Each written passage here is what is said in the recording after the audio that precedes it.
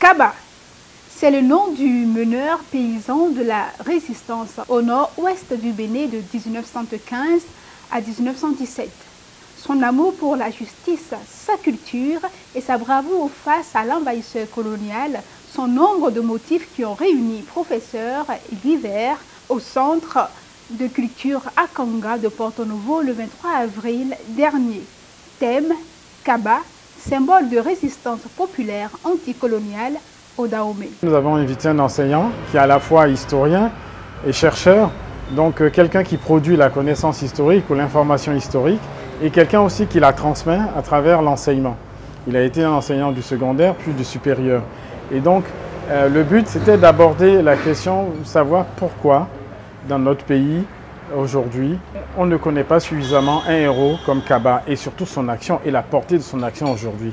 Donc nous lui avons demandé de nous dire qui a été Kaba et quelles leçons pour nous béninois d'aujourd'hui nous devons tirer. Durant 120 minutes, des échanges autour de ce héros national ont meublé la conférence. 3 ouvrages ont été ainsi mis à la disposition des participants pour mieux cerner Kaba, le symbole de résistance dont l'essentiel se résume en ces termes. La résistance de Kaba, outre la personnalité particulière de cet homme, s'est déroulée dans un milieu considéré comme un milieu fragmenté au point de vue ethnique et culturel. Mais en fait, c'était une fausse idée coloniale qui pensait qu'elle avait affaire à des sociétés qui ne pouvaient pas lui résister en tant qu'administration qui, elle, couvrait le cercle de Latitengu. Cette fausse idée de société dite anarchique va se confronter avec la capacité de résistance d'un peuple qui aime sa liberté.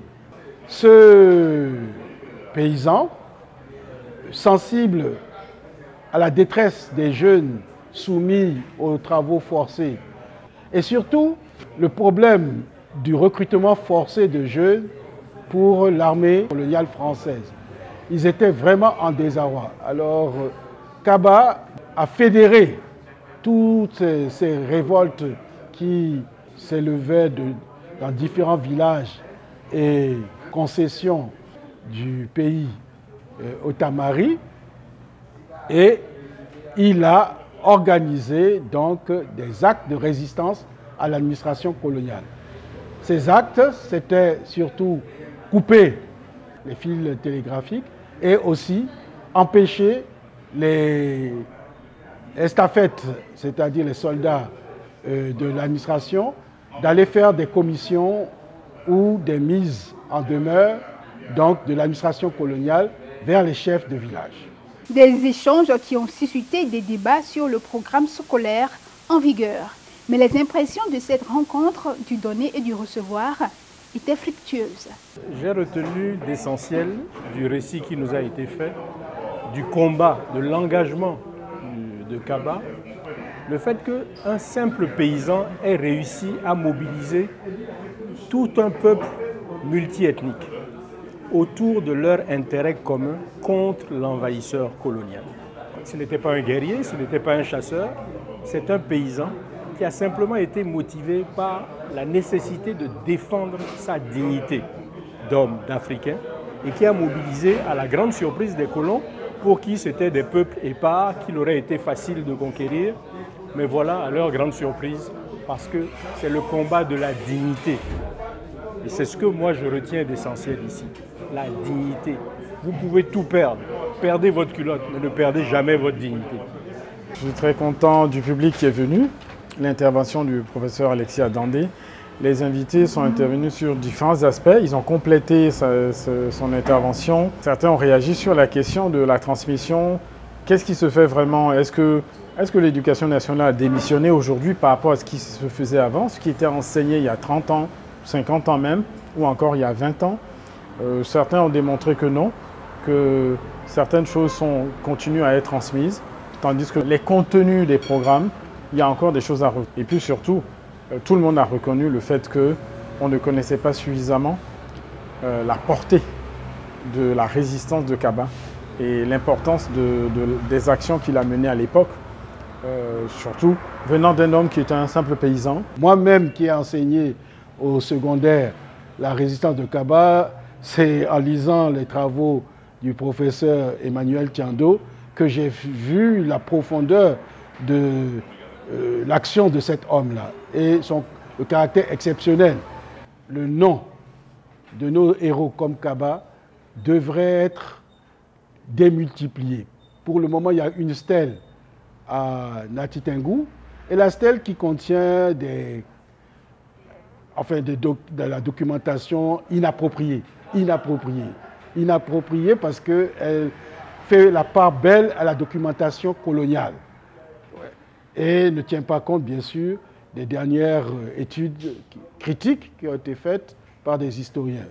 Ensuite, nous aurions aimé que le nom de Kaba puisse figurer dans différentes localités de notre pays, à commencer par la capitale. Le Bénin, à Porto-Novo est la capitale du Bénin.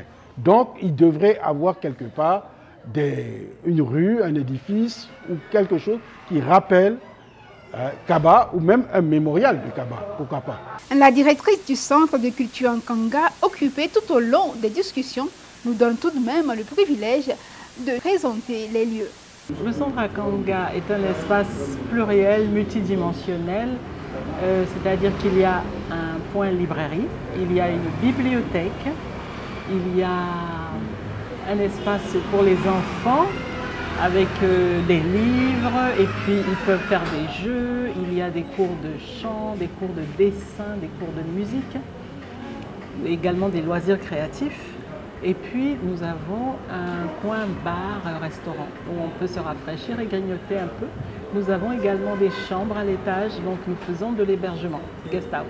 Nous faisons plusieurs activités en une parce que nous souhaitions un espace convivial pour nous-mêmes d'abord, pour avoir un espace de travail agréable. Et puis finalement, c'est venu du besoin de ne pas devoir changer de place pour, par exemple, aller manger, ou bien aller faire des photocopies, ou bien se détendre devant un jeu d'awalé ou de cartes.